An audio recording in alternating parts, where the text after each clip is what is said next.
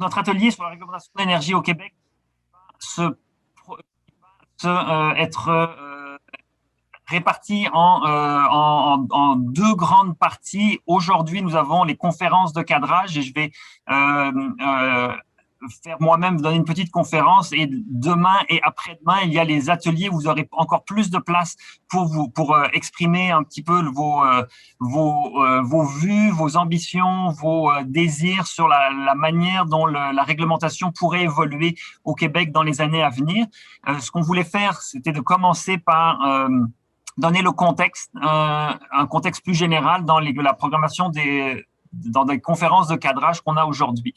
Dans ce que je vais présenter maintenant, c'est simplement le but de l'atelier qu'on vous a déjà partagé, mais que je vais simplement réitérer pour que ça soit bien clair auprès de tous. Notre objectif ici, c'est vraiment d'amorcer une réflexion auprès d'experts et de parties prenantes que vous êtes sur les orientations à prendre en matière de réglementation énergétique dans le contexte de la transition énergétique. Donc, évidemment, c'est un atelier de réflexion. Notre idée, c'est par la suite de faire une synthèse des réflexions qu'on aura eues et de dégager des pistes d'action qui, nous l'espérons, pourront inspirer le gouvernement et différents paliers de gouvernement à aller dans une meilleure réglementation, une amélioration de la réglementation pour favoriser la transition énergétique. Comme l'a mentionné Mathieu Pailleur, c'est réalisé dans le cadre du plan directeur de transition 2018-2023, innovation et efficacité énergétique. Et donc, c'est une activité à l'intérieur de ce plan directeur-là. Mais indépendamment du plan qui en lui-même est nécessaire, c'est une réflexion saine et extrêmement importante, à mon avis, et à l'avis des différents membres de la chaire et des gens qu'on a consultés, d'avoir cette réflexion sur la réglementation. Parce que, et comme le sondage qu'on a réalisé auprès de vous va le montrer, il y a des enjeux qu'il faut probablement résoudre. Donc, vous êtes une quarantaine d'intervenants de différents niveaux décisionnels, du milieu universitaire, gouvernemental, professionnel et communautaire, à participer aujourd'hui aux conférences de cadrage et qui veut aller participer. Après, vous avez été déjà invité à une table ronde, une table de discussion, soit demain, soit vendredi. Vous avez déjà reçu les invitations, où là, ça sera en plus petit groupe d'une dizaine de personnes. On a 5 questions qui seront à traiter dans ces groupes-là, et c'est à la lumière des conférences et de vos discussions que nous allons par la suite réaliser un petit document synthèse de nos discussions ici. Donc, on a fait un sondage et je vais revenir sur ce sondage dans les minutes à venir. On a la conférence de cadrage d'aujourd'hui et demain et après-demain, l'étape de discussion. Une courte définition de la réglementation. La réglementation, c'est l'ensemble des mesures légales et réglementaires régissant les marchés énergétiques du Québec. Et au fin de l'atelier, on considère 2 volets. Un volet de la réglementation des marchés de distribution de l'énergie et le volet qui correspond plus aux équipements, aux bâtiments, aux appareils et véhicules. Donc, 2 grands volets, mais malgré le fait qu'on se focus sur ces 2 grands volets, on ne tient pas à avoir une définition trop stricte de la réglementation. On veut pouvoir avoir toutes les idées qui peuvent être amenées sur la table sont intéressantes. Évidemment, il faut que ça ait un lien avec le marché de l'énergie et des aspects réglementaires. Mais par aspect réglementaire, on peut aussi penser à jusqu'à un certain point, structure des marchés et comment on organise les marchés de l'énergie. Mais évidemment, on va avoir une attention particulière sur ces 2 volets. Et c'est autour de ces 2 volets-là qu'on vous a réparti entre les différentes tables. Il y a donc 2 tables sur le volet 1 qui est plus la réglementation du marché et le volet 2 sur la réglementation des équipements. Donc, on a fait un sondage entre le 25 janvier et le 5 février de cette année pour nous préparer à organiser l'événement, aussi pour avoir un petit peu sondé le terrain sur où se trouvent les enjeux, les thèmes. On vous remercie, il y a une très bonne réponse des participants sur une plus de 40 personnes, on a plus de 30 personnes qui ont répondu, donc un taux de réponse d'environ 75%, ce qui est très bon. Et vous avez déjà reçu les résultats, une synthèse des résultats dans le document qu'on vous a envoyé avec le programme et puis justement donc les synthèses. Mais je vais revenir avec vous sur quelques-uns de ces résultats-là qui sont à notre avis assez éclairants. Donc, la première question qu'on posait, c'était au niveau des connaissances de la réglementation de l'énergie au Québec. On s'aperçoit que pour les deux volets, on sondait le niveau de connaissance et au niveau de la réglementation des marchés de l'énergie, donc surtout de la distribution, les répondants ont presque en majorité, à 45%, une auto-évaluation de leur connaissance élevée de ces marchés-là ou moyenne. Donc, il y en a une très faible, une petite proportion qui a une connaissance, qui s'auto-juge ayant une connaissance faible. Au niveau des marchés. Au niveau des équipements, c'est beaucoup plus large. Le nombre de personnes qui pensent avoir une connaissance faible de la réglementation sur les équipements, c'est un peu plus technique et c'est vrai que si on n'est pas directement dans le marché du bâtiment ou en efficacité énergétique sur des équipements, eh bien souvent on est un peu moins au courant ou on se sent moins au courant de la réglementation sur les bâtiments, les équipements, les véhicules. Il y en a tout de même 51% qui se trouvent à avoir une connaissance élevée ou moyenne de ce secteur-là. Donc, les connaissances assez quand même élevées et moyennes. Par contre, ce qui se dégage très clairement, c'est qu'au niveau de l'importance de la réglementation, pour tous les participants, c'est élevé. Il y a un très grand consensus ou quasi-consensus sur le fait que la réglementation et l'importance de la réglementation est très élevée. 20%, 15 à 20% pensent que c'est simplement une importance moyenne et comme vous le voyez, là, très très peu pensent que ça a une faible importance. Et donc, on peut conclure que la réglementation est incontestablement importante pour une très grande majorité des participants.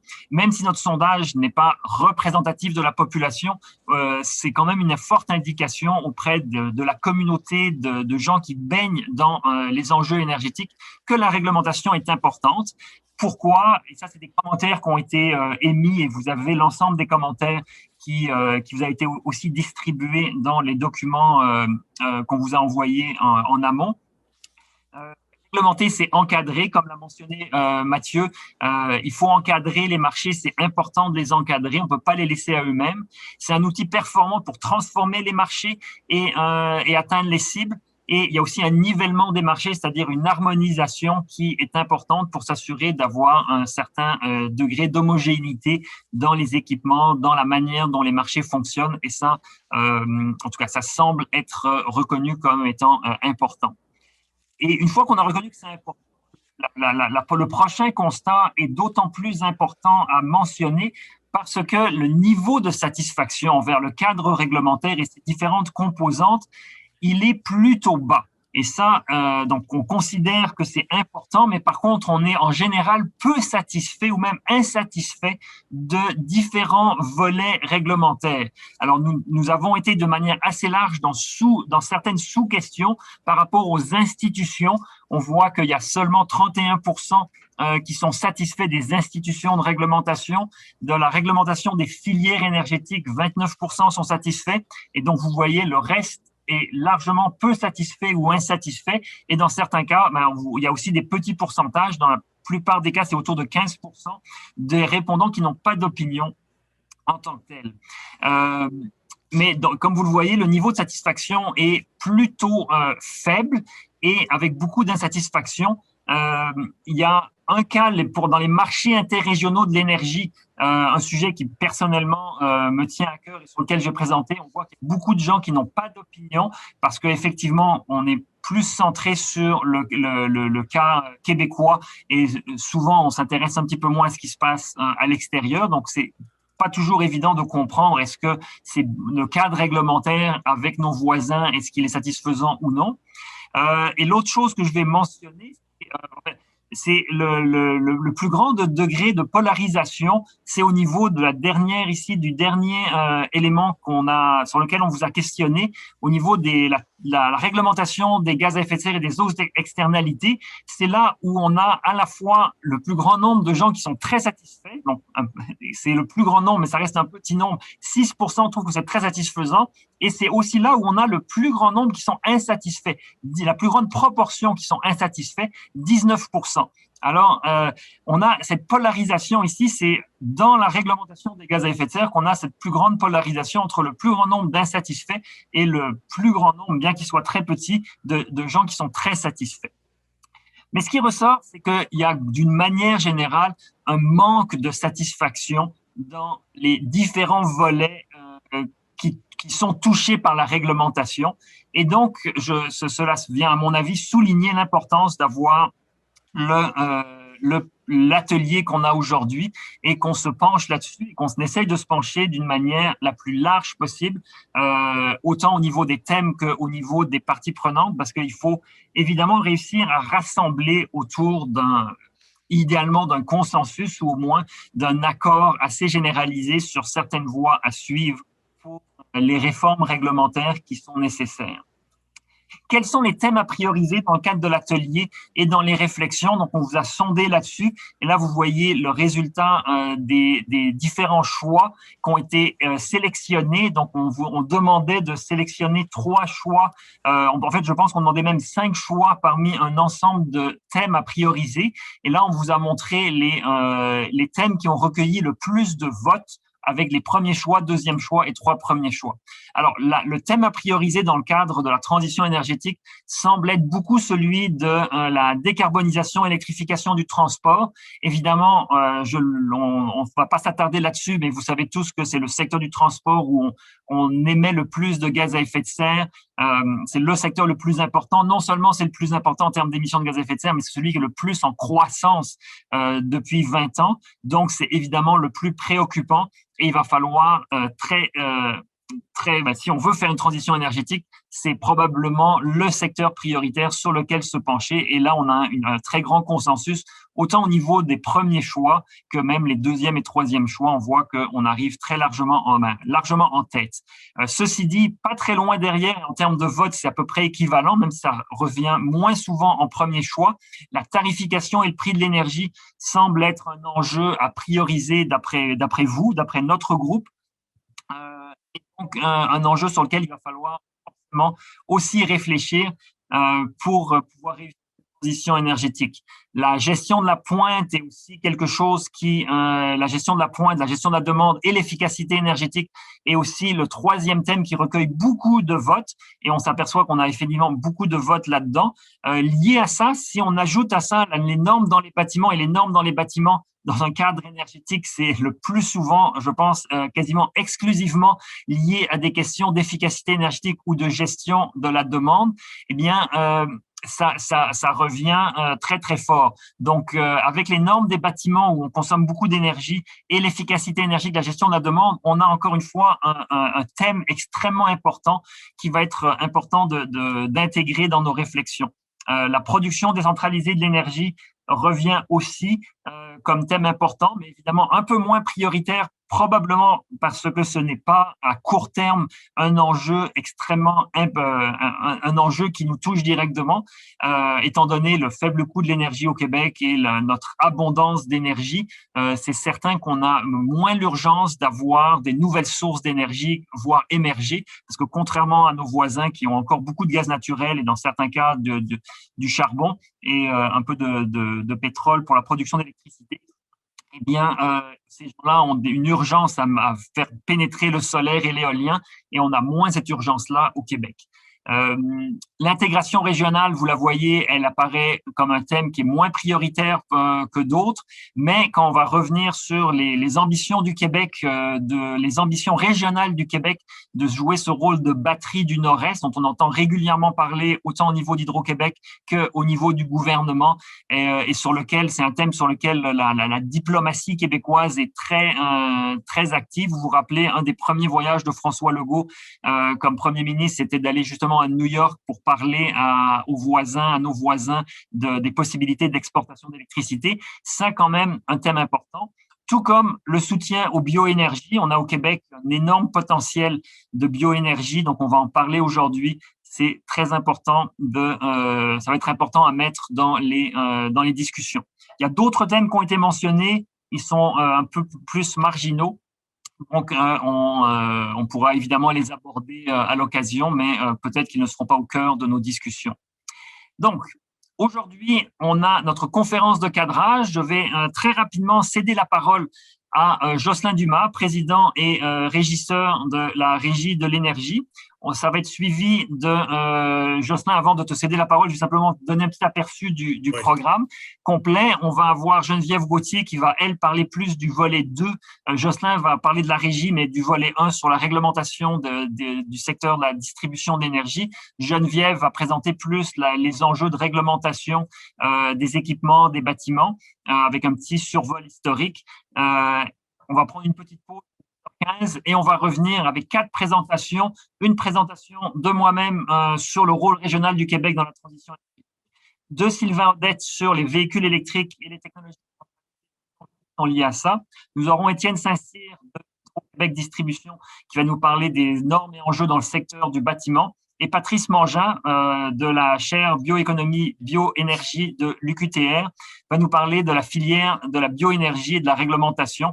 Donc, pour aller un peu plus en détail dans différents thèmes qui ont été déjà mentionnés et qui vont revenir. On va arriver il y aura une période de questions, il y aura des périodes de questions en cours de route. On va avoir un lunch. Ne partez pas trop loin après le lunch parce qu'on va avoir deux panélistes extrêmement intéressants. Richard Kaufman de New York, qui est affilié à la Columbia School of International and Public Affairs, mais qui est aussi un petit peu le père de la Reforming the Energy Vision, l'État de New York. Et donc, il va nous présenter un petit peu comment New York envisage sa transition énergétique et quel genre de réformes internes ils ont. Et on va avoir Philippe Donsky qui va aussi nous partager avec nous ses intuitions et ses impressions de thèmes importants sur lesquels il faut agir. Où est-ce qu'on a des leviers? Où est-ce que ça va être important d'agir? Donc, 2 conférenciers extrêmement impliqués dans la transition énergétique et qui vont nous éclairer avec leur connaissance plus globale du secteur. Et donc, après, ça va clore la journée vers 1h45 et par la suite, on va se réunir demain en sous-groupe cette fois-ci pour les ateliers où là, vous aurez de la parole aujourd'hui, mais vous aurez beaucoup plus de parole demain et vendredi dans le cadre des tables de discussion. Sur ce, je cède la parole à Jocelyn, qui est, comme je le disais, président et régisseur de la Régie de l'énergie au Québec. Je ne lis pas complètement sa biographie, je vous laisse la lire vous-même. Et Jocelyn, je t'invite à partager ton écran et à prendre la parole. Un dernier petit point, vous pouvez poser il y aura une période de questions, vous pouvez les poser dans le chat, vous avez le chat, ou après lever la main et on va vous inviter. Je vais modérer les questions et je vais vous inviter à prendre la parole. Ceci dit, je me tais, Jocelyn, je te laisse la parole. Oui, je cherchais ma présentation, elle n'était pas ouverte. Ça s'en vient.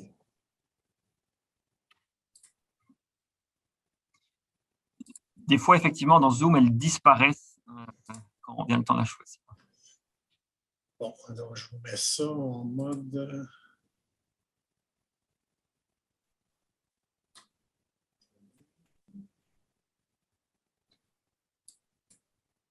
diaporama. Bon, voilà, on devrait être. Ça va? C'est très bien. Très bien. Alors, bonjour à tous les participants. Merci à la chaire de gestion du secteur de l'énergie de m'avoir invité ce matin. Alors, je vais vous entretenir du rôle de la Régie de l'énergie en contexte de transition énergétique. Donc, on conçoit que la Régie est un acteur de la transition énergétique, mais probablement pas avec un rôle principal, davantage avec un rôle de soutien. Le grand architecte de la transition, c'est évident, c'est l'auteur du plan directeur avec l'ensemble des moyens financiers qui sont là pour appuyer la transition. Évidemment, les entreprises aussi du secteur de l'énergie qui sont au cœur des transformations.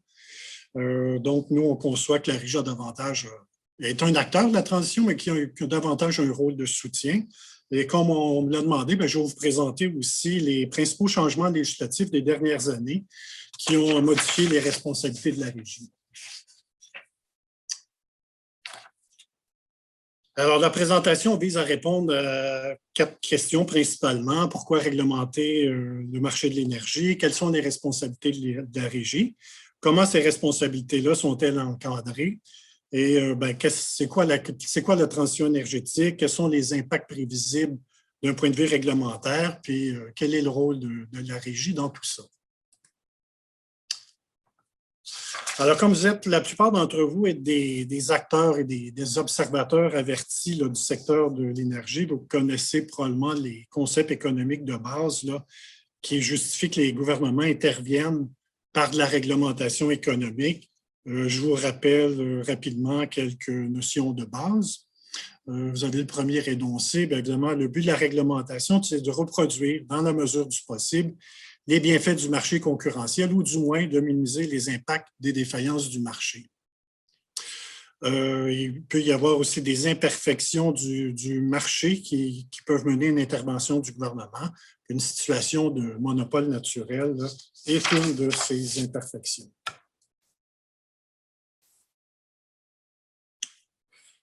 Donc, un marché est en situation de monopole naturel s'il est moins coûteux pour une seule firme de desservir le marché entier que pour plus d'une firme. Alors, c'est le cas de la transmission et de la distribution de l'énergie qui nécessite évidemment d'énormes investissements. Et donc, c'est moins coûteux évidemment que ce soit une seule firme qui assume ces fonctions-là. Et c'est plus esthétique aussi, plutôt que de se retrouver avec 3 rangées de poteaux de téléphone devant notre résidence ou aussi 3 rangées de lignes de distribution d'électricité ou de gaz. Pourquoi réglementer? Bien, aussi parce que les services d'électricité et de gaz naturel sont généralement considérés comme des services essentiels. Donc, par conséquent, les gouvernements interviennent dans les marchés de l'énergie pour assurer des prix raisonnables et stables qui soient sensiblement égaux ou par catégorie de consommateurs. Alors, c'est des notions de base là, qui ça vaut la peine des fois de se les rappeler, là, qui, dans le fond, qui sont les raisons fondamentales là, de l'existence d'un organisme de régulation économique. Alors, on a vu pourquoi réglementer. Maintenant, par qui réglementer? Alors, vous voyez ici dans l'énoncé que vous pouvez lire, on retrouve les principales caractéristiques génériques, je dirais, qui sont souhaitées et associées à un organisme de régulation économique. Bon, la partie là, sur la conciliation et protection des divers intérêts, ça peut être modulé là, selon les intentions du législateur, comme on verra plus loin dans la présentation. Mais évidemment, comme vous le savez, là, la Régie n'est pas un tribunal au sens classique du terme. Là, on n'applique pas la loi pour trouver des coupables. On fait de la régulation, de la réglementation économique en vue de trouver des solutions les mieux adaptées au contexte particulier de l'écosystème québécois. Et pour les dossiers plus importants qui peuvent nécessiter des audiences, bien, les parties intéressées peuvent faire valoir leur point de vue. Il y a des participants à nos travaux là, qui viennent enrichir les échanges. Alors, il va de soi que la formule du tribunal administratif amène un encadrement particulier, là, un peu plus serré des travaux, dont le respect du principe d'équité procédurale, mais j'oserais dire que cette forme d'organisation-là des travaux a tout de même une forme collaborative qui permet de réunir la meilleure expertise disponible au Québec afin de rendre les meilleures décisions possibles. Alors, vous avez ici l'énoncé des principales responsabilités de la Régie dans le transport et la distribution de l'électricité ainsi que la distribution du gaz naturel au Québec. La Régie doit aussi examiner et approuver les projets d'investissement au-delà de certains seuils pour le transport de l'électricité et la distribution du gaz naturel. Et du côté des produits pétroliers, on a essentiellement un rôle de surveillance et on publie différentes données statistiques là, sur une base régulière qui sont utiles aux joueurs de l'industrie ainsi qu'aux consommateurs. Alors, chacune de nos responsabilités est encadrée là, principalement par notre loi constitutive, la loi sur la Régie de l'énergie. Je ne vais pas passer à travers toutes les dispositions là, pour chacune des responsabilités, mais juste vous donner quand même un aperçu, là, quelques illustrations, notamment en matière de tarification. Vous avez ici le libellé de l'article 51 qui nous indique que lorsqu'on fixe un tarif, on ne peut pas prévoir des taux plus élevés ou des conditions plus onéreuses qu'il n'est nécessaire, dans le fond, pour assurer l'entretien normal et raisonnable des équipements du distributeur, puis assurer aussi un rendement raisonnable. Alors, dans le fond, ces articles-là reprennent, dans le fond, les principes économiques de base là, dont on a parlé un peu plus tôt. Oups. Aussi, l'article 49, toujours en matière de tarification. Bien, quand on établit la base de tarification en tenant compte de la juste valeur des actifs, alors ces actifs-là doivent avoir été prudemment acquis et utiles. Et il faut que les tarifs soient justes et raisonnables. Donc, dans le fond, le contrat économique et social il y a un contrat économique et social qui est pris avec les monopoles du secteur de l'énergie au Québec. C'est sensiblement la même approche un peu partout dans le monde, là. On permet au monopole naturel d'exploiter une franchise, donc on lui octroie un droit exclusif d'opérer sur un territoire donné. Donc, on lui permet de tirer une rente économique de ses activités, un rendement pratiquement garanti, mais en échange, les tarifs pour les services rendus doivent être raisonnables, puis un arbitre pour en juger, qui est la régie. Alors, c'est quoi un tarif juste et raisonnable? C'est quoi un actif prudemment acquis? Il n'y a pas de recette mathématique qu'on peut appliquer de façon mécanique. Il y a de la jurisprudence qui sert de guide, mais dans le fond, à chaque nouveau dossier, les régisseurs doivent tenir compte du contexte particulier de la demande qui est produite, puis des conditions du marché qui prévalent au moment de l'examen. La régie suit les balises de la loi, évidemment, respecte les principes réglementaires généralement reconnus, mais il y a toujours de la place pour l'exercice du jugement afin de tenir compte des circonstances du moment. Alors, rapidement, les changements législatifs là, qui sont venus modifier la tarification, ça remonte à 2013. Dans une optique d'allègement réglementaire, là, on avait introduit l'article 48.1 qui prévoit que la régie établit un mécanisme de réglementation incitative, c'est-à-dire c'est un mécanisme de tarification là, sur 3 ans. Puis l'objectif visé était d'assurer la réalisation de gains d'efficience par le distributeur d'électricité et le transporteur d'électricité. Dans 2014, en parallèle du MRI, la régie avait mis en place un mécanisme de traitement des écarts de rendement, c'est-à-dire un mécanisme de partage des écarts qui irait au-delà du taux de rendement autorisé. Mais en 2015, période où là, une situation budgétaire était plus difficile, le gouvernement avait besoin de tous les dividendes d'Hydro-Québec pour pallier à son manque de revenus. Donc, on a suspendu en 2015 l'application de ce mécanisme de partage des écarts de rendement. Plus récemment, le projet de loi 34 qui a été sanctionné en décembre 2019. Et bien là, le nom de la loi indique bien son intention. C'est la loi visant à simplifier le processus d'établissement des tarifs de distribution d'électricité. Donc, l'exercice de fixation des tarifs, qui commence par l'établissement des revenus requis et l'évaluation de la base de tarification, ça devient un exercice quinquennal au lieu d'annuel ou un exercice simplifié comme on pouvait avoir avec le MRI. Les programmes commerciaux, dont les programmes d'efficacité énergétique, ne sont plus examinés par la régie. Puis l'obligation d'un MRI qui avait été appliqué suite à l'atteinte de l'équilibre budgétaire, ça a été supprimé.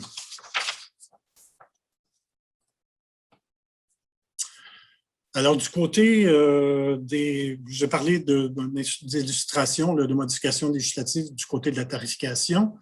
Là, je vous donne quelques illustrations du côté de l'efficacité énergétique. Là, c'est un petit peu back to the future. On revient en décembre 2006, mais vous allez voir que l'histoire se répète. Là. En 2006, donc, il y avait la loi concernant la mise en œuvre de la stratégie énergétique du Québec, qui, à ce moment-là, avait élargi les responsabilités de la Régie. On donnait la responsabilité à la Régie d'établir le montant annuel que chaque distributeur d'énergie devait allouer à des programmes, des interventions concernant l'efficacité énergétique.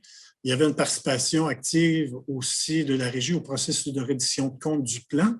Et le plan dont il s'agit ici, c'est celui qui était développé à l'époque par l'Agence de l'efficacité énergétique. Alors, toutes ces dispositions-là ont été abrogées en juin 2011 par le projet de loi 130 qui portait sur l'abolition de différents organismes gouvernementaux, dont l'Agence de l'efficacité énergétique. Et donc, ces programmes-là ont été transférés sous la responsabilité du ministère de l'Énergie. Alors, 2016, projet de loi 106 concernant la mise en œuvre de la politique énergétique prévoit la constitution de TEC et un élargissement des responsabilités de la Régie qui doit examiner les programmes et le plan directeur comme ça se faisait précédemment. Par ailleurs, la Régie doit aussi donner son avis sur la capacité du plan à atteindre les cibles définies par le gouvernement en matière énergétique. Et là, plus récemment, projet de loi 44, qui vise principalement la gouvernance efficace de la lutte contre les changements climatiques, on abroge la loi sur la transition énergétique, puis on enlève un certain nombre de responsabilités de la Régie qui sont maintenant limitées à l'examen des programmes et des mesures en efficacité énergétique pour les distributeurs de gaz naturel uniquement.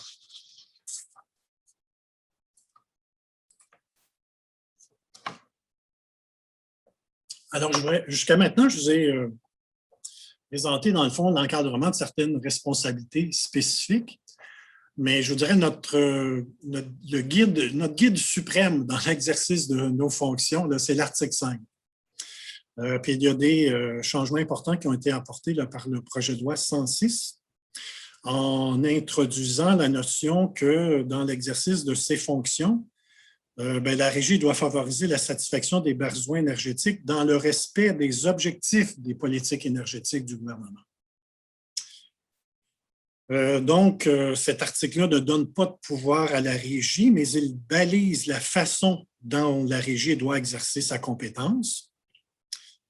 Puis donc, ici, vous voyez, dans tous les dossiers qu'on examine, il faut tenir compte de tous les éléments là, qui sont énoncés à l'article 5, dont les objectifs des politiques énergétiques. Et donc, dans la mesure où ces objectifs-là recouvrent aussi des objectifs liés à la transition énergétique, donc c'est intégré dans le fond, ces préoccupations-là donc sont enchâssées, sont intégrées là, dans la loi constitutive de la Régie. Alors, c'est le gouvernement qui établit les objectifs de politique publique qu'il considère souhaitables et la Régie doit en tenir compte dans le cadre d'analyse qu'elle utilise là, pour traiter les demandes qui lui sont présentées. Encore là, ici, il n'y a pas de façon mécanique de tenir compte de tous ces facteurs-là. C'est une question de jugement là, qui doit être exercé par les régisseurs dans chacun des dossiers. Bon, on en vient maintenant à voir un peu plus précisément, d'un point de vue réglementaire, quels pourraient être les impacts de la transition énergétique. Là, si on regarde ici la définition qu'on retrouve dans le plan directeur, il y a deux propositions principales. Hein. La première en haut, c'est le passage de l'énergie fossile au renouvelable. Proposition du bas, c'est de développer davantage l'efficacité énergétique.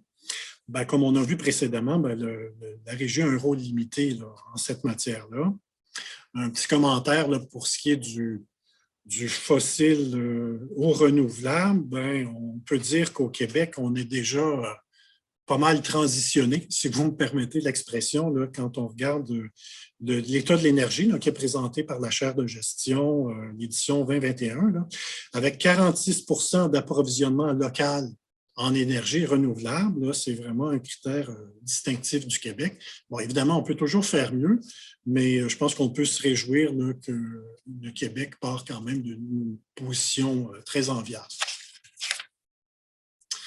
Alors, moi, je vous ai mis d'un point de vue réglementaire ce qui m'apparaissait les impacts peut-être les plus évidents, là, puis j'imagine que les discussions que vous allez avoir au cours des prochains jours peut-être vont permettre de préciser ces impacts-là et leur étendue.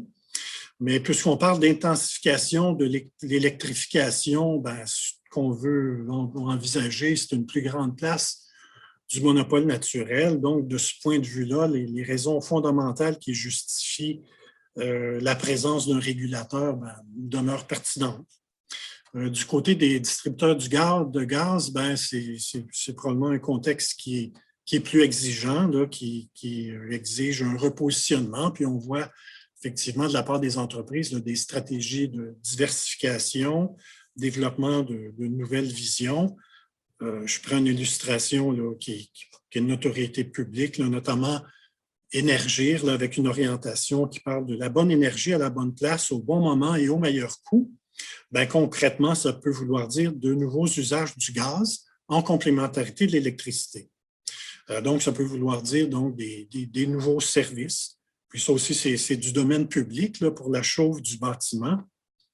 Énergir et Hydro-Québec ont annoncé leur intention d'offrir un nouveau service de biénergie. Donc, dans son rôle traditionnel, la Régie devra examiner la structure de ce tarif puis s'assurer qu'il est juste et raisonnable pour la clientèle visée. Donc, la transition amène certainement des nouveaux développements, mais il y a des questions fondamentales qui vont demeurer et qui requièrent qu'un arbitrage soit fait entre des intérêts différents. Et me semble-t-il que la Régie demeure la meilleure instance pour trouver des voies de passage là, qui permettent la conciliation de différents intérêts, puis aussi développer de nouvelles formules de partage de la rente des monopoles. Peut-être dans un horizon un petit peu plus éloigné, là, ce qu'on peut envisager des impacts de la transition, une plus grande autonomie des consommateurs, avec évidemment la décentralisation de la production, qui peut amener une redéfinition des rôles là, entre les producteurs et les consommateurs, notamment avec toute la question du mesurage net. Donc, on se dirige vers des systèmes qui vont être davantage bidirectionnels et donc, dans ces changements-là, vraisemblablement que la Régie va avoir un rôle à jouer là, dans la définition et l'encadrement de ces nouveaux rôles. Dans le plan directeur, on a ici un des éléments de réussite, c'est une réglementation flexible et efficace. Ce n'est pas précisé, mais je présume que ça s'applique aux deux types. On envisageait que ça s'applique aux deux types de réglementation économique et plus normative, là, comme qui est le volet 2 là, qui est examiné. Écoutez, moi, je demeure toujours ouvert aux bonnes idées, mais il me semble que la loi sur la Régie est présentement suffisamment souple pour lui permettre de prendre en compte là, tous les éléments de contexte contemporain pour rendre des décisions éclairées et équitables. Bien sûr, il y a des balises à respecter, on tient compte de la jurisprudence, et les entreprises réglementées souhaitent aussi de la prévisibilité, elles s'attendent de la cohérence dans nos décisions, mais on fait beaucoup de sur-mesure, puis il me semble important de conserver cette flexibilité-là. Pour ce qui est de l'efficacité, moi, je vous dirais que je ne vois pas ça vraiment comme un enjeu, dans le sens où l'efficacité, ça se gère. Et moi, ça fait 2 ans que je suis à la Régie, et ce que je vois, c'est qu'on est très sensible aux représentations qui nous sont faites par les entreprises réglementées sur les échéanciers à respecter. Je voudrais vous donner ici une illustration de la capacité de la Régie à prendre des décisions adaptées, je dirais, à l'évolution du contexte des marchés.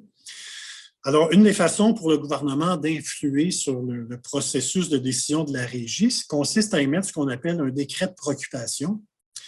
Ces décrets sont adoptés par le Conseil des ministres, puis il est prévu évidemment que dans sa loi constitutive, que la Régie doit en tenir compte. Alors ici, on est en 2014 dans le contexte du projet de raccordement du site de production de Saint-Hyacinthe. Le gouvernement lui demandait de prendre en considération les coûts évités dans l'établissement du prix d'achat du GNR de ce site de production. Jocelyn, on va te donner encore 5 minutes, mais il ne faudrait pas trop prolonger parce que ça fait 20 minutes déjà. Je m'excuse d'interrompre, mais essaye de dans les 5 minutes. D'accord. C'est simplement une illustration de prise en compte de contexte. Donc, depuis ce temps-là, on a eu un règlement qui a été mis en œuvre. Et donc, dans une décision plus récente, en 2020, donc au lieu de prendre l'approche initiale par projet, on a pris une approche plus générale où on approuve des caractéristiques de contrats, dont un coût moyen de l'ensemble des contrats. Donc, dans le fond, qui facilite la gestion des approvisionnements pour le distributeur. C'est dans le cas de Gazifère aussi, donc tenir compte davantage du contexte particulier pour eux, où c'est plus difficile d'avoir des clients volontaires. Donc, on reconnaît que la socialisation des surcoûts reliés à l'achat de GNR constitue un impact attendu du règlement. Alors, au-delà du rôle traditionnel, je pense que la Régie peut contribuer à la réflexion collective. Là, je donnais un exemple, je vais passer très rapidement, un avis produit en juin 2017 où on avait fait plusieurs propositions là, qui étaient déjà en lien avec la transition énergétique. Je passe rapidement. C'est tout simplement une illustration là, de la capacité de contribuer à la réflexion collective.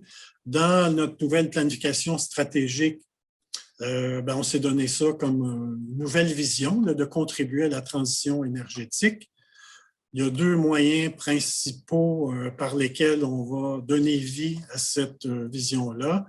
C'est en adaptant notre cadre d'analyse, puis aussi en animant la réflexion collective des acteurs autour des grands enjeux. Ça va commencer dès cet automne avec, au mois de septembre, un colloque là, sur la prise en compte des bénéfices non énergétiques dans la pratique réglementaire. Ce n'est pas un sujet qui est nouveau, mais on pensait que ça valait la peine de faire le tour de la question et faire le point là-dessus pour voir comment on peut mieux adapter nos outils pour mieux prendre en compte des bénéfices non énergétiques. Et j'en arrive à la conclusion. Donc, très sommairement, là, dans le contexte de la transition énergétique, la façon dont on envisage notre rôle, donc un rôle décisionnel qui doit favoriser la satisfaction des besoins énergétiques dans le respect des objectifs des politiques énergétiques du gouvernement, ce qui inclut les objectifs qui sont liés à la transition. Rôle de conciliateur entre des intérêts différents qui demeure essentiel avec un cadre d'analyse qui est adapté. Puis enfin, un rôle d'animateur de la réflexion collective qui sera plus visible. Alors voilà, ça fait le tour. Merci beaucoup de votre attention. Merci beaucoup. On va avoir une période de questions après la présentation de Geneviève Gauthier que j'inviterai à venir de l'avant. Geneviève Gauthier est directrice nationale chez Econolair. Elle est bien connue dans le monde de l'efficacité énergétique pour ses multiples interventions, publications et actions en faveur de l'efficacité énergétique. Jocelyn, il faut trouver le bouton. Voilà. Oui, OK. Très bien. Et donc, après cette très brève introduction, Geneviève, je t'invite à l'écran et on reviendra après pour une période de questions. OK, j'y vais. Là. J'ai essayé, puis ça a fait un drôle d'effet. OK. La présentation. Oui, elle apparaît, c'est bien. On t'a perdu, par contre, Geneviève.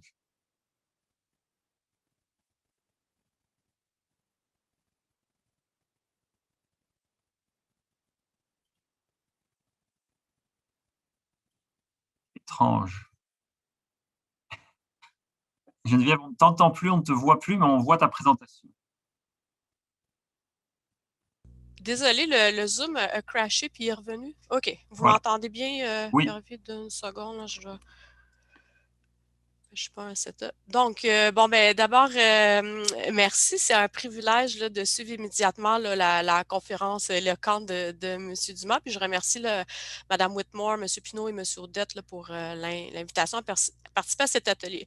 Aujourd'hui, on m'a demandé là, de faire un survol du cadre législatif qui régit la consommation d'énergie, cette fois-ci des bâtiments et des appareils. Et On d'en a perdu tirer... ta présentation, Geneviève. C'est-tu vrai? Le Ah là partage là, c'est d'écran ça. n'est plus là. Je pense que j'ai été trop vite quand j'ai voulu la partager, puis 2 secondes. Share. Ça revient.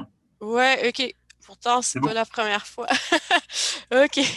Donc, bon, on m'a demandé de présenter là, des réflexions, des constats sur la réglementation dans le secteur des bâtiments et des appareils.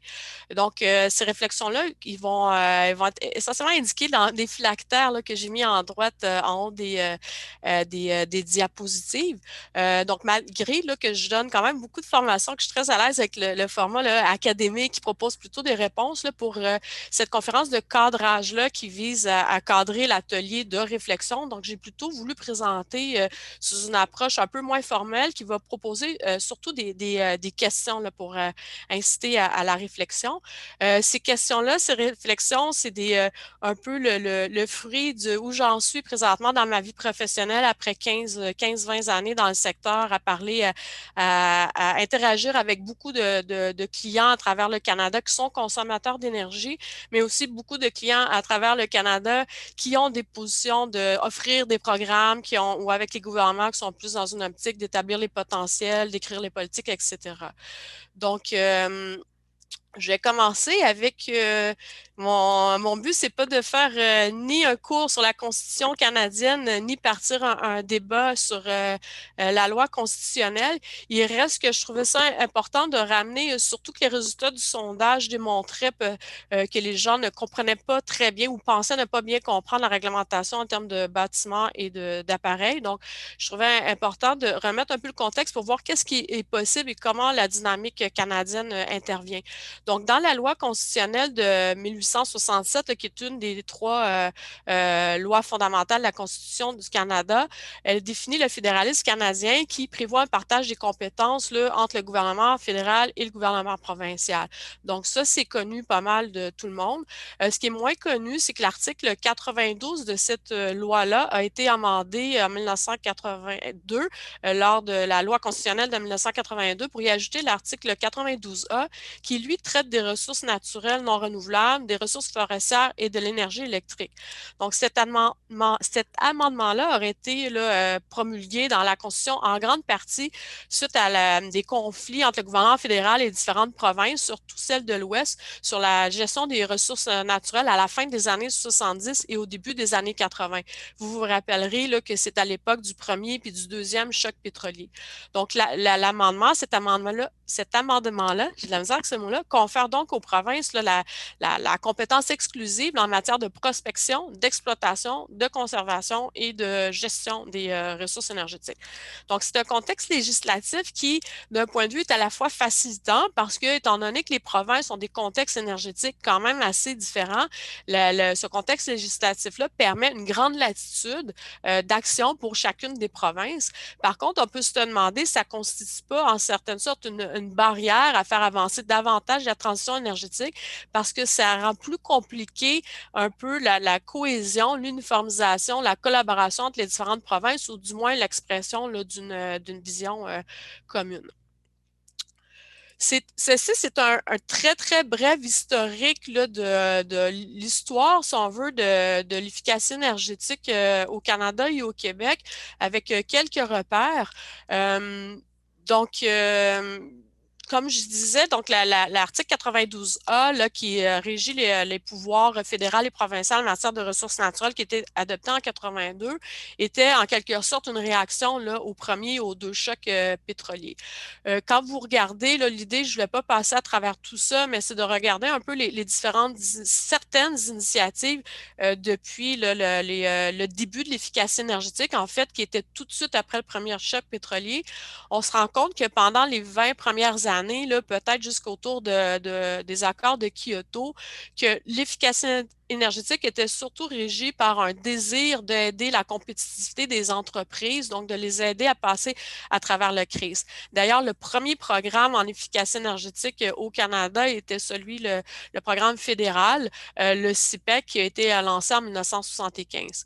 À partir des accords de Kyoto, on a vu un shift vers des programmes, des politiques et des réglementations qui ont un peu plus transité vers d'un désir d'aider la compétitivité des entreprises à un désir de répondre aux défis des changements climatiques. Si vous êtes attentif, vous avez lu, vous essayez de démêler les réglementations là-dedans, vous allez voir qu'au Canada ou au Québec, en général, ça c'est quand on se compare à ce qui est fait ailleurs, aux États-Unis par contre, ou même à l'international, que ce soit dans les pays développés ou les pays en voie de développement, il y a très peu de lois et de règlements qui encadrent l'utilisation et la conservation de l'énergie, tant au Canada qu'au Québec. Il faudra attendre là, en 1992 pour que soit promulguée là, la première loi fédérale en efficacité énergétique. Donc, cette loi-là, la loi sur l'efficacité énergétique, son nom complet, c'est Loi concernant l'efficacité énergétique des matériels consommateurs d'énergie et l'emploi des énergies de substitution. Comme je vais présenter un petit peu plus tard, là, elle régit l'efficacité énergétique là, des appareils que l'on consomme. Donc, l'histoire de la conservation de l'énergie ou de l'efficacité énergétique est surtout marquée depuis 1970, donc depuis plus de 40-45 ans, par des politiques, des stratégies et des programmes qui sont volontaires, qui sont non contraignants. Au Québec, là, c'est même surtout des subventions c'est le principal outil qui est utilisé pour favoriser la transition énergétique parmi toute une panoplie d'outils, dont la réglementation. Donc, ailleurs dans le monde, ce qu'on voit, c'est que les subventions jouent un rôle beaucoup moins important dans la transition énergétique, alors que la réglementation joue un rôle beaucoup plus important que ce qu'on voit là au Canada ou au Québec. Au Québec, le premier outil législatif québécois là, qui a régi plutôt la consommation d'énergie, c'est le règlement de 1983 sur l'économie de l'énergie dans les nouveaux bâtiments. Donc, ce règlement-là, puis je vais en parler tout de suite après, qu'on va parler plus des cas du bâtiment, mais c'est un fait intéressant qu'en 1983, le Québec a été la seule province à adopter le code modèle fédéral sur les mesures d'économie dans les nouveaux bâtiments, qui a été le premier code modèle canadien qui régit la consommation d'énergie dans les bâtiments. Donc, à l'époque, nous étions des précurseurs, mais vous savez sans doute que ça aura pris plus de 40 ans avant que ce règlement-là soit mis à jour, c'est-à-dire cette année en réalité qui a été mise en œuvre. Pas mise en œuvre, mais promulguée. Donc, ça va être très schématique, là, mes diapositives, mais comme vous le savez sûrement, les codes du bâtiment établissent des normes minimales pour les nouvelles constructions, y compris des exigences là, en matière d'efficacité énergétique. Ces normes-là en nouvelle construction sont importantes pour la transition énergétique parce qu'en quelque sorte, elles teintent la consommation d'un actif, d'un bâtiment pour les prochaines 50, 75, voire même les prochaines 100 années. Donc, malgré que le renouvellement du parc immobilier est relativement faible, il reste que chaque bâtiment inefficace qui voit le jour, qui monte de terre, est un bâtiment qui va consommer trop d'énergie pendant plus de 100 ans.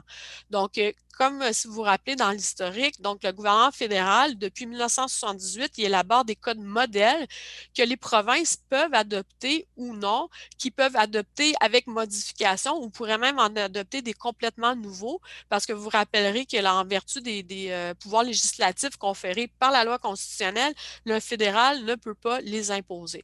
Donc, ce sont donc les provinces et les territoires qui ont la responsabilité d'adopter les nouveaux codes du bâtiment et ils peuvent eux-mêmes déléguer là, cette responsabilité-là aux gouvernements locaux. En d'autres mots, qu'est-ce que ça veut dire? C'est que le fédéral développe des codes modèles qui sont mis à la disposition des provinces. Les provinces les adoptent s'ils veulent ou ne les adoptent pas s'ils ne veulent pas, modifier ou non.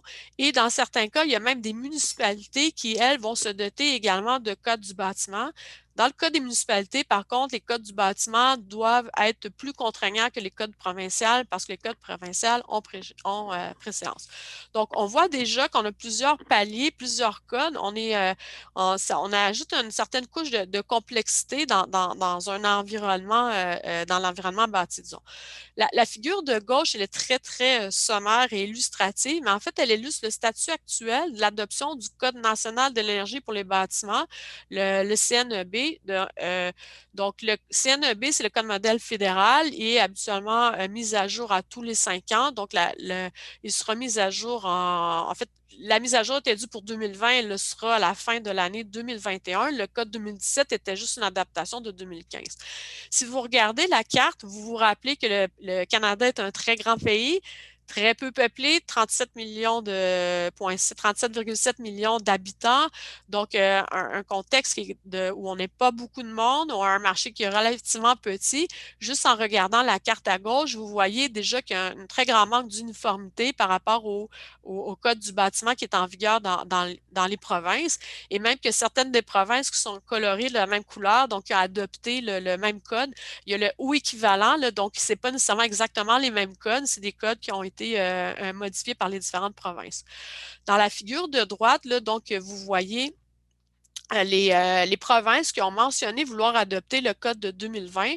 Donc, ça, c'est les résultats d'un rapport de Efficiency Canada sur le scorecard, les scores énergétiques des différentes provinces par rapport à différentes thématiques. Dans le cadre de la dernière étude, du dernier scorecard qu'ils ont publié, donc ils indiquaient là, que la plupart des provinces avaient mentionné là, leur désir d'adopter le code 2020 quand il sera en vigueur, avec un délai plus ou moins court, avec certaines adaptations ou non. Mais le Québec, probablement parce qu'il vient tout juste de modifier son code, là, n'a pas mentionné son désir d'adopter le code de 2020. Donc, quand on sait que d'une version d'un code à un autre, le saut en économie d'énergie est environ de 10 à 15 on constate que le fait d'être en retard sur l'adoption des codes modèles, mais ce sont des économies qui sont manquées, je vous rappelle, pour des très grandes périodes d'années. Donc, un autre fait intéressant, toujours dans le rapport là, sur j'ai toujours de la difficulté à dire en français, sur on va dire en anglais, c'est le Efficiency Scorecard d'Efficacité Canada. Efficacité énergétique Canada qui a été publié cette année. Il classait le Québec au 4e rang des provinces canadiennes en matière de code du bâtiment. Donc, un score qui n'est pas médiocre, mais qui n'est pas un score de leader non plus. Et puis, encore plus intéressant, c'est qu'on obtenait seulement 4 points sur 12, essentiellement parce qu'on n'avait pas des tier codes, dans des codes de bâtiment qui sont incrémentales, donc qui demandent une performance minimum, mais qui régit aussi des performances supérieure parce qu'on n'a pas on a manqué des points également parce qu'on n'a pas d'engagement à adopter un code net zéro, ce que certaines autres provinces ont et ce que le fédéral aimerait bien nous faire adopter parce qu'il y a peu de formation par rapport à la compréhension du code et peu d'assistance technique. Donc, sachant que selon Transition énergétique Québec, quand ils ont émis les documentations par rapport à la révision du code, disaient que la version 2015, en fait, leur version 2015 qu'ils ont adoptée tout récemment permettait de faire des économies de 23 par rapport à la version précédente et que ces économies-là pouvaient se payer en 7 ans. Donc, les surcoûts associés à un code plus efficace pouvaient se payer en 7 ans. Et sachant qu'un bâtiment, on espère, sera sur pied pendant 50, 75 et 100 ans, on peut se demander est-ce que le code ne pourrait pas être plus sévère parce qu'il y a une rentabilité à avoir des bâtiments sur leur cycle de vie, des bâtiments qui consomment beaucoup moins. Un autre élément de réflexion que je voulais vous amener, c'est quoi qu'on ne puisse pas là, faire un lien direct là, entre la popularité des certifications environnementales dans le secteur du bâtiment puis une ouverture à une réglementation là, plus contraignante. On peut tout de même se demander là, si le terrain ne serait pas plus fertile qu'on croit auprès des constructeurs, des propriétaires et des gestionnaires d'immeubles pour avoir des contraintes, en fait des réglementations plus contraignantes. Les différents logos que vous voyez à l'écran sont toutes sortes de certifications de bâtiments qui sont présentement assez populaires dans le marché, je vous dirais que j'ai consacré un gros 45 secondes pour en trouver. Si j'avais consacré un 5 minutes, j'aurais pu vous en présenter pendant 2 ou 3 diapositives. Il y en a une panoplie, ça pullule de certifications bâtiments et plusieurs des bâtiments, que ce soit des bâtiments existants ou des nouveaux bâtiments, vont même aller chercher plusieurs de ces certifications-là. Donc, quand on regarde Beaumabès, on parle de plus de 7000 immeubles qui sont certifiés et recertifiés. LEED, c'est aussi dans les mêmes chiffres, autour de 8000. On a aussi des certifications qui touchent plus particulièrement des secteurs comme le Green Key Co-Rating Programme, qui touche 3200 établissements hôteliers qui se sont engagés à améliorer leur performance environnementale et fiscale. Donc, la plupart de ces certifications-là sont assez coûteuses à aller chercher, pas nécessairement en termes de frais de certification, mais en termes de mesures qu'elles demandent, en termes d'investissement qu'il faut faire dans la construction, l'opération, en consultant, en équipement, en investissement, etc. Et demandent aussi beaucoup de temps. Donc, on dit qu'on a un marché volontaire extrêmement dynamique, un marché volontaire qui demande beaucoup d'efforts. Donc, on est en voie de se demander, est-ce qu'on ne pourrait pas être plus contraignant, là, justement, dans notre réglementation au niveau des bâtiments, parce que autant les constructeurs que les propriétaires que les gestionnaires semblent quand même assez enclins à adopter, là, volontairement du moins, là, des certifications assez contraignantes. Dans le deuxième volet qu'on m'a demandé d'aborder, donc celui des appareils, donc vous vous rappellerez que je disais que la première loi qui touchait l'efficacité énergétique ou la consommation d'énergie au Canada est la loi de 80, qui a été adoptée en 1992, et puis le règlement qui est attaché à cette loi-là, le règlement sur l'efficacité énergétique du Canada. Donc, lui établit, ce règlement-là établit les normes minimales de rendement énergétique pour les produits. Donc, ces derniers-là, ces produits-là, doivent être certifiés pour être admis au Canada, donc pour être importés en vue de leur vente ou leur location ou de leur expédition d'une province à l'autre. Donc, en vertu de la Constitution canadienne, toujours, le fédéral peut légiférer sur le rendement des appareils qui sont importés au Canada ou qui sont transférés d'une province à l'autre. Mais si, par exemple, on a un appareil qui est construit au Québec et vendu au Québec, bien, la loi fédérale ne s'applique pas. Au 31 mars 2018, qui étaient les derniers chiffres que j'ai pu trouver là, rapidement, là, il y avait 58 catégories de produits qui étaient couvertes par le règlement. Donc, par ce règlement-là, donc l'approche canadienne sur réglementation sur l'efficacité énergétique, donc cette réglementation qui nous touche de par les biens importés des autres provinces ou des autres pays, donc va favoriser l'efficacité énergétique en ayant recours à de la réglementation pour, premièrement, éliminer les produits les moins éco-énergétiques, donc en en exigeant une performance minimale pour tous les appareils, mais elle va aussi légiférer, le règlement aussi va faire la promotion de deux autres types d'outils pour transformer le marché, soit l'étiquetage et les cotes énergétiques. Donc, la cote énergétique Energuide, vous avez acheté des électroménagers dans le passé, là, c'est cette espèce de bande-là qui passe, je crois, du rouge au vert avec une petite ligne qui nous dit est-ce que l'appareil qu'on achète est efficace ou non. Donc là, on parle d'un mécanisme qui est d'une cote énergétique dont on est en mesure là, de prendre une meilleure décision d'achat parce que ça nous facilite la comparaison du rendement énergétique en différents modèles. Donc, cette étiquette-là, l'Energuide, est obligatoire pour 7 catégories de produits, mais sa présence là, est volontaire pour 5 catégories de produits, toujours selon la réglementation canadienne. Il y a aussi, bon, dans les appareils, là, l'étiquette Energy Star qui, lui, identifie les 15 à 30 des produits les plus éco-énergétiques de leur catégorie. Puis, il y a plus de 75 catégories de produits qui peuvent être admissibles. Je ne veux pas faire tout un historique de la réglementation, etc., mais c'est sûr que la réglementation, elle n'est pas mise à jour rapidement, tandis que les développements technologiques avancent beaucoup plus rapidement, puis je vais y revenir là, sous peu. Donc, sachant que j'ai eu l'occasion d'effectuer une étude là, il y a quelques années, là, en fait, il y a plusieurs années, qui essaie de corroborer la performance énergétique des appareils et le coût afin de déterminer est-ce que des appareils plus performants coûtent plus cher. C'est sans grande surprise là, que le constat a été que la performance énergétique ne vient pas vraiment intervenir sur les coûts des appareils qu'on achète. Ce sont plutôt, là, c'est un peu en boutade que je veux dire ça, mais un des constats, c'était surtout le stainless steel qui affectait le prix des appareils. Donc, on pouvait avoir des appareils très, très, très efficaces qui étaient bon marché, mais on avait des appareils très peu efficaces qui avaient un beau fini qui coûtait beaucoup plus cher. Donc, c'est un peu en boutade que je dis ça, mais en fait, c'est pour se poser la question.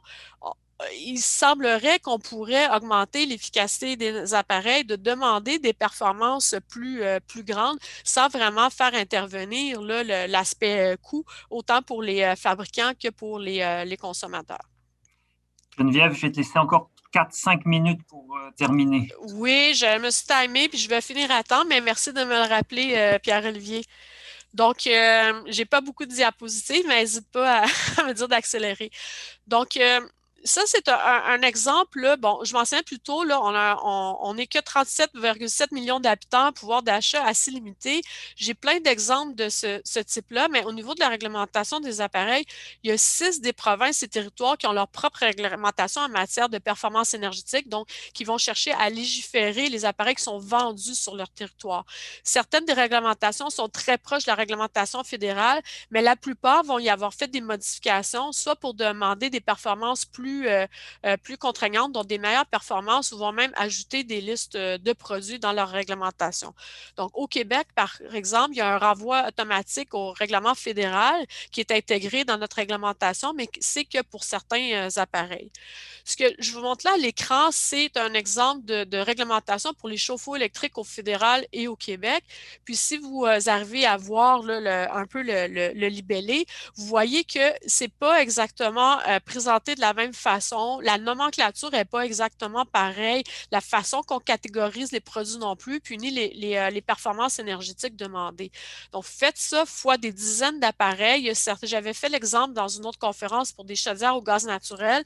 Puis un producteur de chaudières au gaz naturel, par exemple canadien, qui voudrait vendre sur le marché canadien, devrait comprendre juste en matière d'efficacité énergétique 7 ou 8 types de réglementation. Je ne me rappelle plus du chiffre exact. Donc, on peut se demander, est-ce que ce n'est pas un frein en quelque sorte, cette espèce de duplication de réglementation dans un marché que je rappelle qui est somme toute assez petit. L'autre enjeu que je voulais amener, qui est un enjeu que je dirais qui est quand même assez récent, mais si vous regardez dans l'encadré du Québec, on dit, par exemple, il y a toutes sortes d'exclusions, évidemment, à ces réglementations-là, que les systèmes combinés permettant de chauffer l'air et l'eau sont exclus. Donc, on s'en vient de plus en plus dans un marché où les appareils vont avoir plus qu'un usage, donc des systèmes intégrés. Et avec l'Internet des objets, on s'en vient à avoir des appareils aussi de plus en plus connectés. L'image que vous voyez, c'est tirée d'une étude qu'on avait faite pour le CSA qui visait à regarder la possibilité de réglementer le stand-by power, là, donc la puissance quand les appareils ne sont pas en fonction, seulement des appareils d'éclairage commercial. Ça, c'est un recensement de toutes les différentes fonctions que les appareils d'éclairage modernes commerciales peuvent offrir. Vous voyez qu'il y en a beaucoup, beaucoup de fonctions qui ne sont pas en lien avec l'éclairage. Donc, on peut se demander avec les développements technologiques, avec l'Internet des objets, comment on va réussir à réglementer au niveau des appareils ou comment on va considérer ces appareils-là. Comme par exemple, dans les appareils d'éclairage, on s'est rendu compte que la fonction éclairage, un peu comme la téléphone, la fonction de téléphone est peu utilisée. Donc, beaucoup de nouveaux appareils d'éclairage sont mis de l'avant par les fournisseurs. Il y a beaucoup d'autres fonctions qui ne sont pas de l'éclairage, ce qui rend la réglementation énergétique très difficile. J'ai amorcé une conclusion rapide, puis je sais que plus tard cet après-midi, je pense que c'est Philippe Dunsky que j'ai vu dans le programme qui allait un peu s'alimenter d'expériences extérieures au Québec pour fournir des idées de ce qui pourrait être fait ici.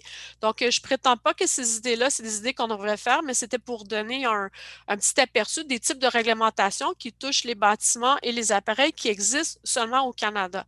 Donc, vous voyez, celle-ci, c'est en Colombie-Britannique. Donc, à la Colombie-Britannique, Céturo-Britannique, depuis 2007, puis c'est pas une erreur de frappe, depuis 2007, ils se doivent, tous les bâtiments provinciaux, les bâtiments du secteur public se doivent d'être carboneutres, et ils le sont. Ils le sont par une série de mesures qui sont la réduction de consommation d'énergie et de GS, et par une compensation des émissions de GS, une compensation là, qui doit être faite à l'intérieur de la province. Deux autres exemples rapidement. Nos voisins ontariens, ils ont une réglementation depuis 2017 sur une divulgation obligatoire de la consommation d'énergie dans les bâtiments. Donc, je sais que c'est dans les plans du Québec d'avoir une telle réglementation. Donc, c'est possible. Ça se fait du côté ontarien depuis environ 4 ans. Le dernier exemple que je voulais apporter, c'est un exemple de New-Yorkais. Donc, la ville de New York, c'est sûr qu'il y a un contexte énergétique tarifaire complètement différent. Néanmoins, ils ont toute une série de lois qui s'appliquent à la consommation des bâtiments, dont celle-ci qui vise la carboneutralité et qui vise plus spécifiquement une très grande réduction d'ici 2050, qui en fait propose dans la réglementation, pas qui propose, qui impose dans la réglementation des plafonds d'émissions de GS par mètre carré, par pied carré aux États-Unis, et des pénalités sont prévues pour ceux qui n'y répondent pas. Donc, il existe toute une série d'outils législatifs qui pourraient mieux régir la consommation d'énergie. Puis, je passe là, des exemples dans l'industriel qui existent tant en Asie qu'en Europe. Bon, ça, c'est une diapositive finale un petit peu remplie. C'est toute une série de questions un peu qui découlent des constats et des réflexions. Donc, c'est sûr qu'en réglementation, plusieurs défis. La technologie, les bonnes pratiques avancent beaucoup plus vite présentement que la réglementation de ce qu'on est capable de faire avec la réglementation. Ça, c'est un grand défi réglementaire auquel on va faire face. Après, souvent, on entend, puis je vais terminer là-dessus, on entend que c'est pas possible de plus réglementer, qu'il peut y avoir des lobbies qui sont contre, etc., puis sans dire que ce n'est pas vrai.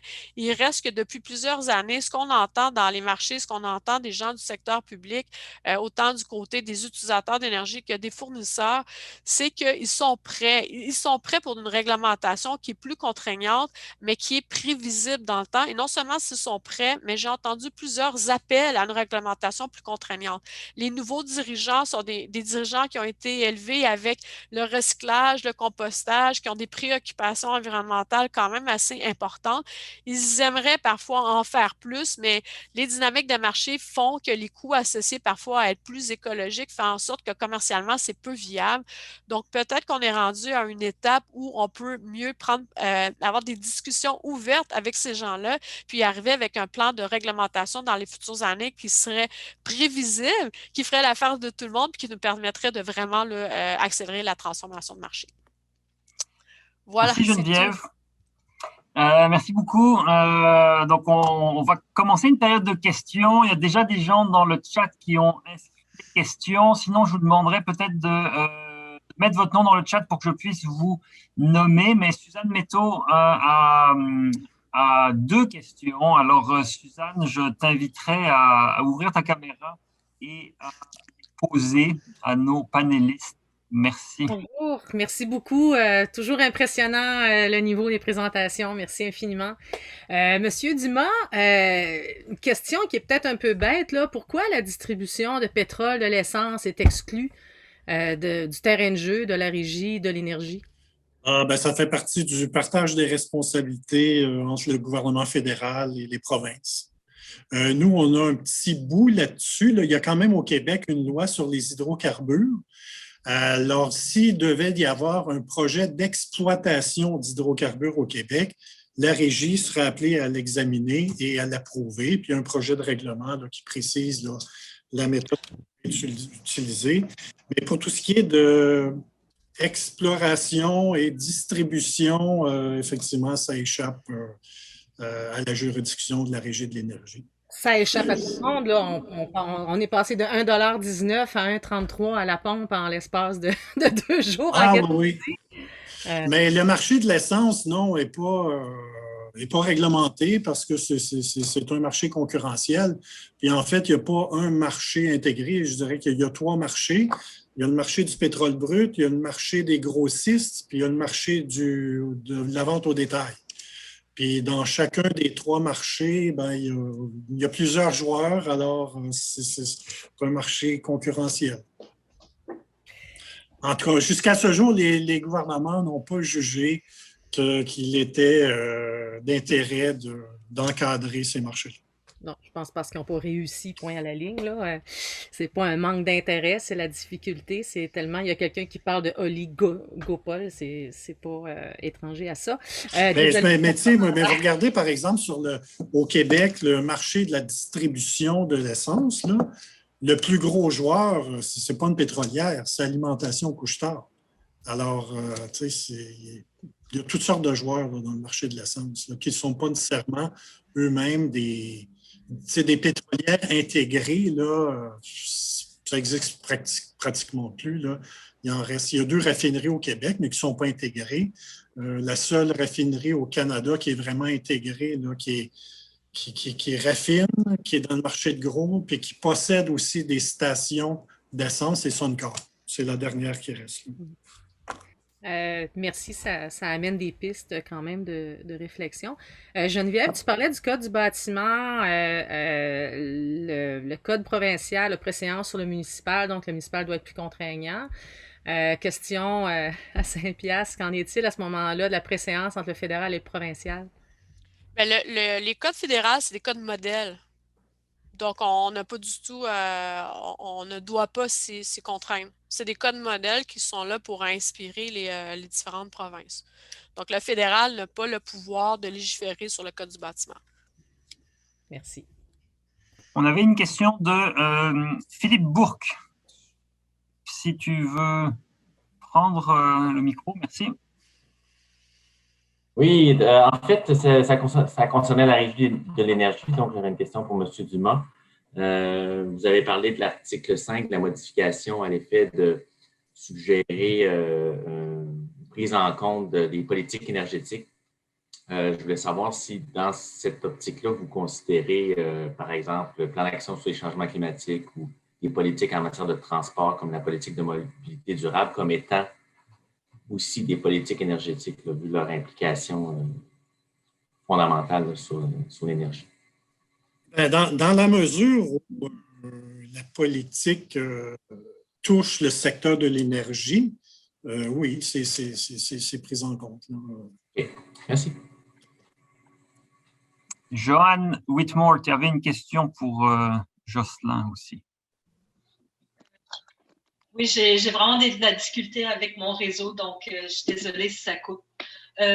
Monsieur Dumas, j'étais juste curieuse, vous aviez mentionné que le Québec, bien évidemment, on est privilégié puis qu'on a déjà plus ou moins entamé la transition à cause qu'on a la moitié de notre profil énergétique qui est déjà approvisionné de.